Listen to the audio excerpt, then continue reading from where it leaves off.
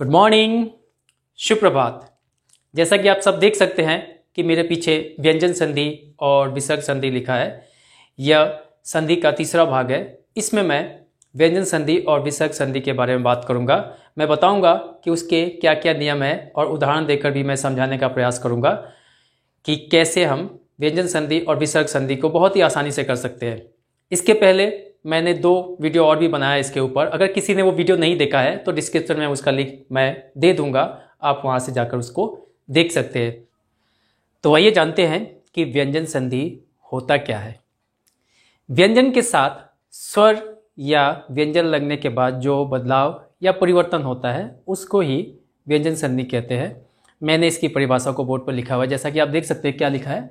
व्यंजन के साथ स्वर या व्यंजन का मेल होने पर जो परिवर्तन होता है उसे व्यंजन संधि कहते हैं।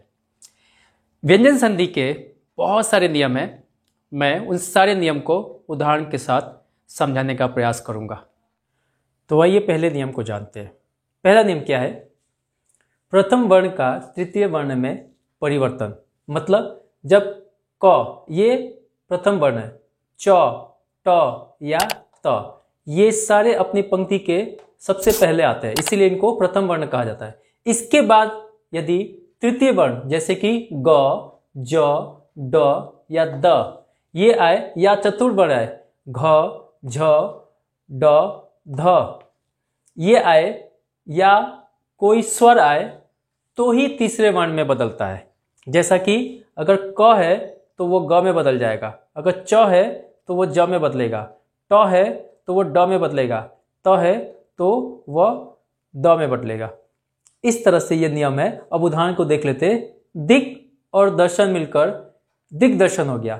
यहाँ अंत में क है अर्थात ये है, ये क ग में बदल गया है, वो दिग्दर्शन हो गया। और ये जो द है अपनी पंक्ति का तीसरे में आता है, अपनी पंक्ति में वो तीसरे नंबर पर आता है, इसलिए वो ये नियम इस पर लागू हुआ है। और बाकी सब में स्वर है या कोई स्वर आए, यही नियम है ना, या कोई स्वर आए, तो ये स्वर आया है, इस वजह से भी ये बदलेगा। च का ज में बदल जाना, अच और अंत मिलकर क्या हो गया? अजंत हो गया। ये अंग इस पर ज बनकर लग गया है। सट और आनंद मिलकर सडानन हो गया, क्योंकि ट का ड होता है, ये आ की मात्रा इस पर लग गई है, ड बनकर। त का द बन जाना, जगत और ईश मिलकर क्या हो गया? जगदीश, क्योंकि ये त जो है वो द में बदल गया है और ई की मात्रा द में लग गई है। अब आते हैं दूसरे नियम पर। दूसरा नियम क्या कहता है? प्रथम वर्ण का पंचम वर्ण में परिवर्तन। अर्थात जो क, ट, त, च ये सब जो है ना, वो उसके उसी पंक्ति के आखिरी में परिवर्तन होना जाएंगे। क का ङ हो जाएगा, ट का ड़ हो जाएगा, त का न हो जाएगा। उदाहरण देख लेते हैं। वाक और मैं मिलकर क्या हो गया? वाड्मय हो गया। ये जो क है वो ड में बदल गया, जो क है वहां पे ड में बदल गया। सट और मास मिलकर क्या हो गया? सड़मास हो गया। ये जो ट है र में बदल गया, हलंत होने की वजह से वो आधा हो रहा है। जगत और नाथ मिलकर क्या हो गया? जगन्नाथ हो गया। बहुत सारे बच्चे क्या करते हैं, इन दोनों को ऐसे ही जोड़ देते हैं और लिख देते हैं जगतनाथ, या ये हलंत हटा देते हैं और लिखते हैं जगतनाथ, या आधा त लिखकर जगतनाथ कर देते हैं। ये गलत है। जो नियम है उस नियम के हिसाब से हमें बदलना होता है। आगे बढ़ते हैं और नियम 3 और 4 के बारे में जानते हैं। नियम 3 क्या है? त वर्ग के संबंध में परिवर्तन। यदि पहले शब्द के आखिरी वर्ण त पर खत्म हो रहा है और दूसरा शब्द का पहला वर्ण च या छ से शुरू हो रहा है, तो जो पहला शब्द का आखिरी वर्ण है वो च में बदल जाएगा, अर्थात ये जो त है वह च में बदल जाएगा। उदाहरण देखते हैं। उत और चारण, ये दोनों जुड़कर क्या हो गया? उच्चारण हो गया। पहले शब्द के अंत में त है, त आ गया। दूसरे शब्द के प्रथम में च है, च आ गया, जिसके कारण ये जो त है ना यहाँ पे च में लग गया। इसमें कुछ बदलाव नहीं है, बस ये चारण वैसा का वैसी है और उ भी वैसा का वैसी है। सिर्फ ये जो त है वह च में बदल गया। ये हलंत होने की वजह से यहाँ पे आधा च आया। अब नीचे वाला उदाहरण देखते हैं। जगत और छाया मिलकर क्या हो गया? जगत छाया हो गया। जग वैसा का वैसे ही है, छाया भी वैसा का वैसी है। ये त च में बदल गया नियम के हिसाब से। नीचे वाला नियम देखते हैं। अगर पहले शब्द के अंत में त है और दूसरे शब्द के प्रथम में ज या झ है तो ये जो त है वह ज में बदल जाता है। जैसे उत और ज्वल मिलकर क्या हो गया, उज्ज्वल। ये जो त है यहाँ पर ज में लग गया। नियम क्या है, ये जो त है वह ज में बदल जाएगा क्योंकि ये ज यहाँ पर आया हुआ है। तो ये नियम इस पर लागू होकर उत और ज्वल उज्ज्वल हो गया। यदि पहले शब्द के अंत में त आता है और दूसरे शब्द के प्रथम में ल आता है तो उसका बदलाव भी ल में हो जाता है।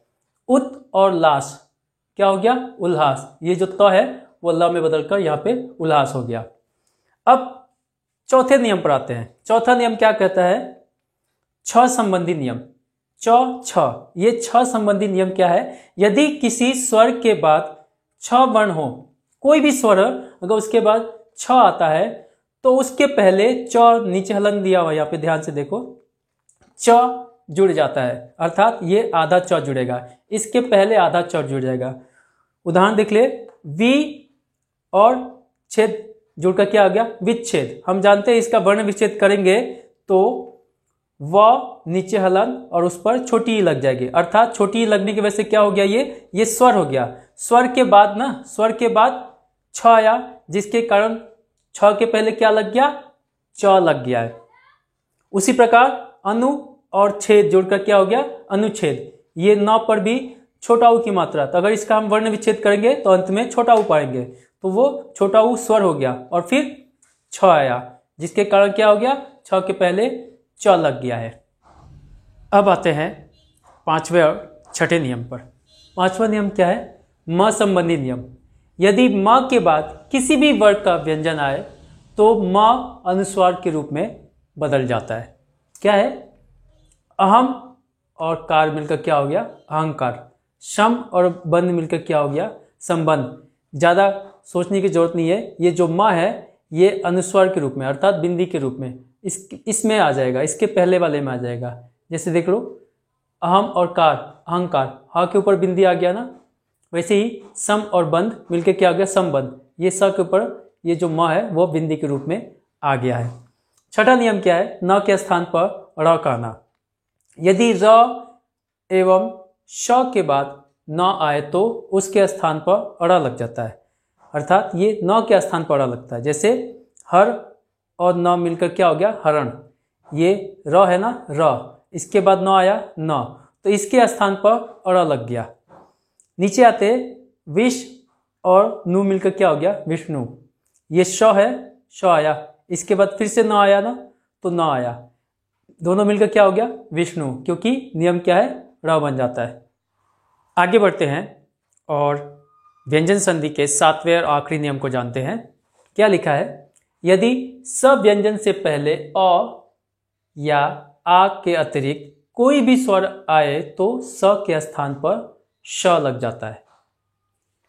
यदि स के पहले अ के अलावा आ के अलावा कोई भी स्वर आए तो ये जो श है ना, श में बदल जाता है। उदाहरण देखते हैं, अभिषेक मिलकर क्या हो गया, अभिषेक। ये स, इसके पहले जो भ है इस पे छोटी की मात्रा है, अ और आ नहीं है, ये छोटी ई की मात्रा है, तो इसके पहले छोटी ई आ गई जिसके कारण ये जो स है इस श में बदल गया।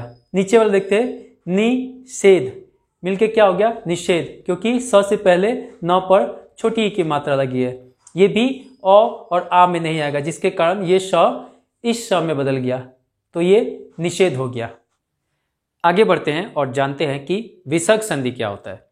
विसर्ग के बाद यदि कोई स्वर या व्यंजन आ जाए उसके बाद विसर्ग में जो परिवर्तन होता है उसे ही विसर्ग संधि कहते हैं। जैसा कि आप बोर्ड पे देख सकते हैं, मैंने इसकी परिभाषा को लिखा हुआ है।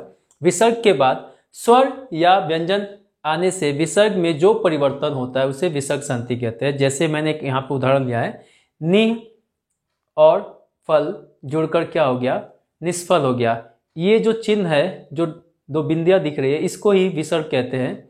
ये जो विसर्ग है इसमें आकर श में बदल गया है, इसको ही हम विसर्ग संधि कहते हैं। जब इस चिन्ह को बदलकर किसी और रूप में आगे बदल जाता है तो उसको ही विसर्ग संधि कहते हैं।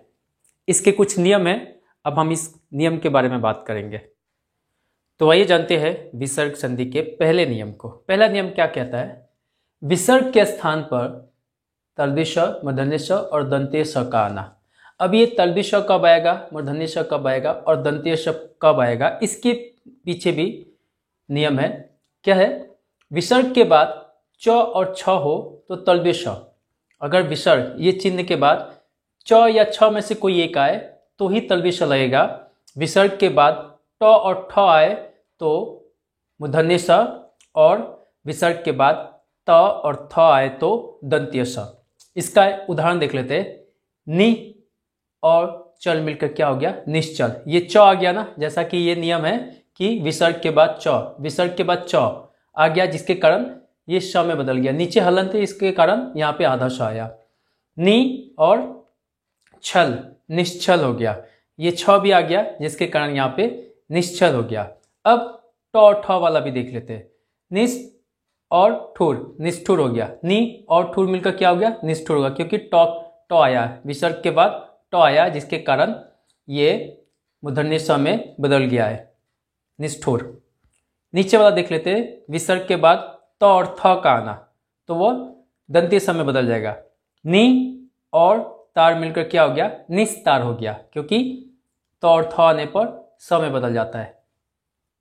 आगे बढ़ते हैं, दूसरा और तीसरा नियम जानते हैं क्या है। दूसरा नियम क्या है? विसर्ग के बाद तल्वी श, मूर्धन्य श, ह, क, ख, प या फ आए तो विसर्ग में कोई बदलाव नहीं होता या विसर्ग आने वाले व्यंजन का रूप ले लेता है। उदाहरण के माध्यम से समझते हैं। दु और शासन मिलकर क्या हो गया? दुशासन। इसको हम ऐसे भी लिख सकते हैं, इसमें कोई बदलाव नहीं आया, कोई बदलाव नहीं आया, ऐसे ही जोड़ दिया गया। या फिर दुशासन ऐसे भी लिख सकते हैं। आने वाला व्यंजन क्या है? श, जिसके कारण यहाँ पे श लग गया। यही इसका नियम है। तीसरा नियम क्या है? विसर्ग के बाद अ या आ के अतिरिक्त कोई भी स्वर या व्यंजन आए तो विसर्ग र में बदल जाता है। अ और आ के छोड़कर कोई भी स्वर या व्यंजन आए तो वह र में बदल जाता है। जैसा कि नि और भय मिलकर क्या हो गया? निर्भय। ये जो विसर्ग है यहाँ र में बदल गया। दु और उपयोग मिलकर क्या हो गया? दुरुपयोग। ये जो विसर्ग है यहाँ पे र के रूप में इस्तेमाल हो गया है, और ये जो छोटा उ है इसमें छोटा उ लग गया है, जिसके कारण दुरुपयोग हो गया है। अब हम बढ़ते हैं चौथे और पांचवें नियम पर। चौथा नियम क्या है? विसर्ग से पूर्व या पहले अ स्वर आए तो विसर्ग अपने पूर्व वर्ण पर ओ की मात्रा धारण कर लेता है। उदाहरण के माध्यम से समझने का प्रयास करते हैं। मना और योग मिलकर मनोयोग हो गया। विसर्ग ये है और इसके पहले न है, न में अ छुपा हुआ है। विसर्ग से पहले अ है तो अ आ गया, तो जो ये अ है वह ओ की मात्रा में बदल जाएगा, जिसके कारण यहाँ पे मनोयोग हो गया। इस पर ये जो विसर्ग है ये ओ की मात्रा में धारण हो गया और दोनों जुड़ गया है, मनोयोग हो गया। उसी प्रकार मना और रथ मिलकर मनोरथ हो गया। अब पांचवा और आखिरी नियम जानते हैं। यदि विसर्ग के बाद र आए तो विसर्ग गायब हो जाता है और उसके पहले वाला जो वर्ण है वह ह्रस्व स्वर से दीर्घ स्वर में बदल जाता है। उदाहरण के माध्यम से समझते हैं। नि और रोग मिलकर निरोग हो गया। यह है विसर्ग, इसके बाद र आया है। विसर्ग के बाद र आए तो विसर्ग के बाद र आया है तो ये जो विसर्ग है वो गायब हो जाएगा, बदलकर गायब हो गया, और ये जो ह्रस्व स्वर है वो दीर्घ स्वर में बदल गया। ये छोटी की मात्रा यहाँ पर बड़ी की मात्रा में बदल गई है। उसी प्रकार नि और रस मिलकर क्या हो गया? नीरस हो गया है। मैं उम्मीद करूंगा कि जितने भी मैंने उदाहरण दिए हैं और जितने भी नियम बताए हैं उसको जानने के बाद सब लोग संधि अच्छे से सीख पाएंगे। धन्यवाद।